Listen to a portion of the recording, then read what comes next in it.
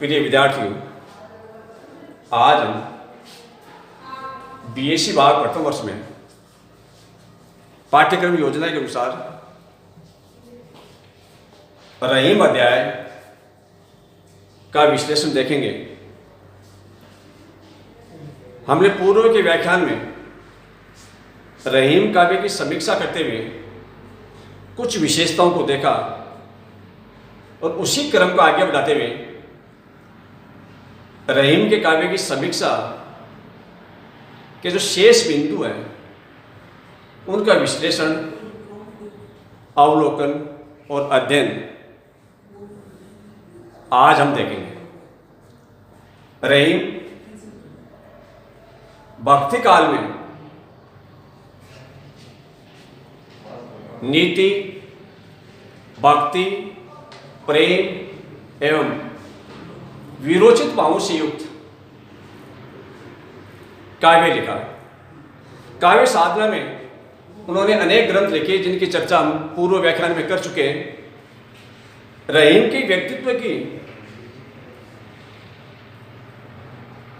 विशेषताओं को अभिव्यंजित करते हुए हिंदी के प्रसिद्ध समीक्षक डॉक्टर विजेंद्र स्नातक कहते हैं कि रहीम राज दरबार में शीर्ष पदों पर काम करते हुए किशोरावस्था से लेकर वृद्धावस्था तक युद्ध भूमि में जूझते हुए राजनीति के उत्कर्ष और अपकर्ष की ठोकरें खाते हुए एवं व्यवहारिक जगत में कड़वे और मीठे अनुभवों से सराबोर यदि किसी कवि का व्यक्तित्व था तो वह रहीम का था, जिसकी अभिव्यक्ति रहीम दौरावली में हुई है।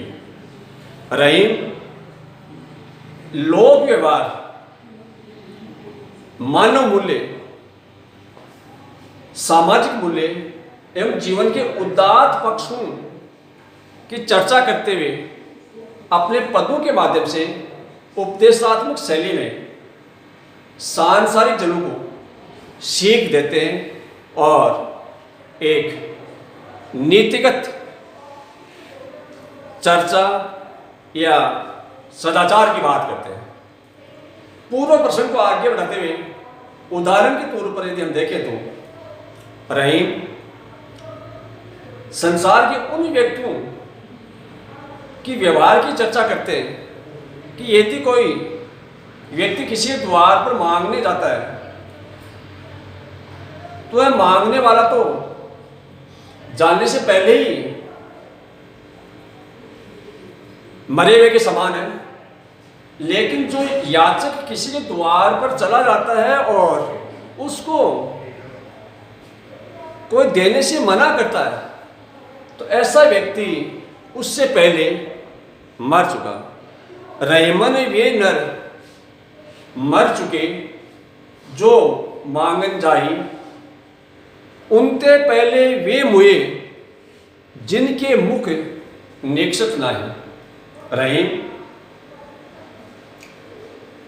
लोक व्यवहार, सामाजिक मर्यादाएं एवं सदाचार की बात करते हुए कहते हैं कि व्यक्ति अपने व्यवहार पर, अपनी वाणी पर संयम रखना चाहिए, क्योंकि एक मधुर वाणी के माध्यम से ही उसके व्यक्तित्व की पहचान होती है और कहे हुए वचन वापस नहीं आते।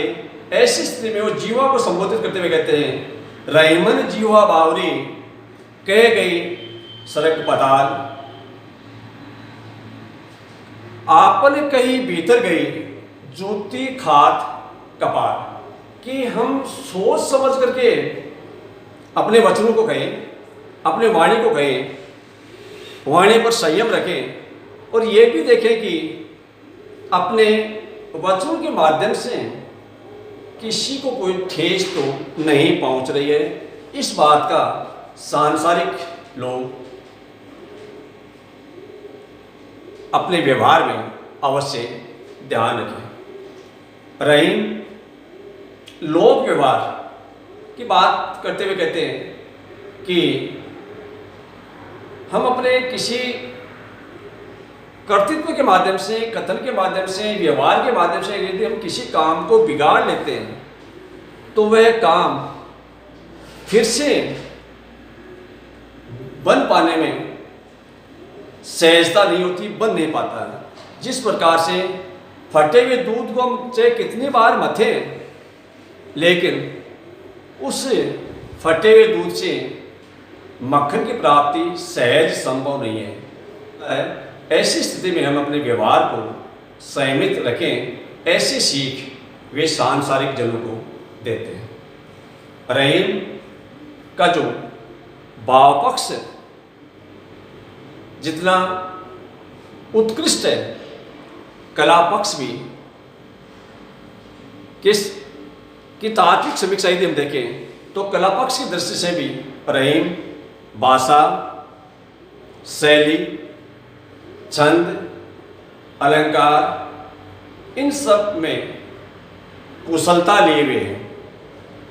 आचार्य रामचंद्र शुक्ल रहीम की भाषा पर अपने विचार अभिव्यक्त करते हुए कहते हैं कि तुलसी के समान ही अवधि और ब्रज पर रहीम का अधिकार था। यदि इसी क्रम में हिंदी के समीक्षक डॉक्टर विजेंद्र स्नातक रहीम की भाषा की उत्कृष्टता की बात करते हुए कहते हैं कि रहीम ने अपने काव्य में जन भाषा का चयन किया और बोलचाल की भाषा का चयन करने के कारण ही इनकी काव्य साधना को इतनी लोकप्रियता मिली। रहीम के काव्य में ब्रज, अवधी, फारसी, संस्कृत और बुंदेलखंडी के प्रयोग हम देखते हैं। उदाहरण के लिए रहीम का एक पद जो नीति की बात भी करता है, साथ ही साथ काव्य के शैल्पिक पक्ष की उत्कृष्टता को भी दर्शाता है। उदाहरण के लिए रहीम एक पद के माध्यम से कहते हैं कि खैर खून खांसी कुशी बैर प्रीति मदपान दाबे ये ना दबे जानत है सारा जहान। यदि मैं इसके भाव पक्ष की ओर पद की समीक्षा करें तो ये पद कि खून, खांसी, खुशी, शत्रुता, स्नेह और मद्यपान, ये इनको लोग चाहे जितना दबाना चाहें, छुपाना चाहें, लेकिन हाव भाव के माध्यम से ये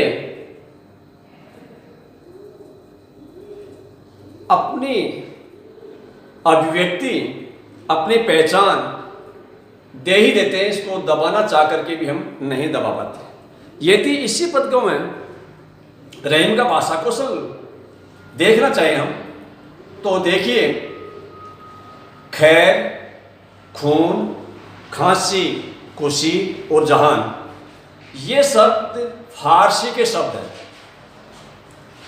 प्रीति और सकल शब्द है, ये तत्सम शब्दावली के हैं। मदपान